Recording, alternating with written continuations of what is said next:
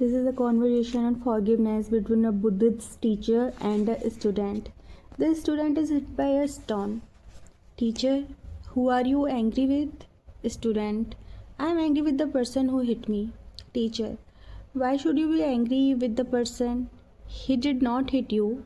It is the stone that hit you. You should be angry with that stone. Student, the stone didn't have an intention to hit me. It is an inanimate object and it has been used by a person to hit me. So I am angry with the person. Teacher, then you should be angry with the pain in the person who threw the stone, because of which this stone has been helplessly thrown at you.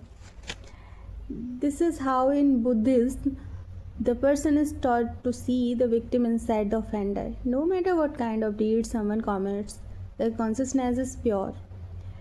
It is important to forgive because it helps you release your own anger and sadness.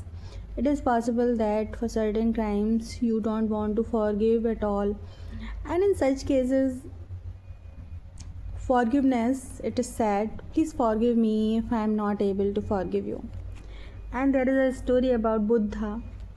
That is, there was once a businessman whose children, instead of looking after his business and increasing the earnings, attended the assembly of Buddha for long hours every day. The businessman came to Buddha's assembly and straight away spat at the Buddha. The Buddha didn't react and merely smiled at him. The man walked away in a huff, shocked over the cool behavior of the Buddha. He could not sleep at all that night. His body was shaking and shivering. His whole world had turned upside down. The next day, he went back to the Buddha, fell at his feet and said, "Please forgive me. I didn't know what I did." The Buddha said, "No, I can't excuse you." Everyone in his assembly was shocked, as the Buddha was a big advocate of forgiveness. The Buddha said, "Why should I forgive you when you have done nothing wrong?" The businessman reminded him of what he did on the previous day. The Buddha simply replied, "Oh, that person is not here now. If I ever meet the person you spat on, I'll tell him to forgive you." To this person who is here right now, to him, "You have not done any wrong. This was achieved by one act of forgiveness, could never have been achieved by a reaction of anger or any kind of explanation." This is the power of forgiveness. And the power of forgiveness can be achieved by practicing self-talk of forgiveness.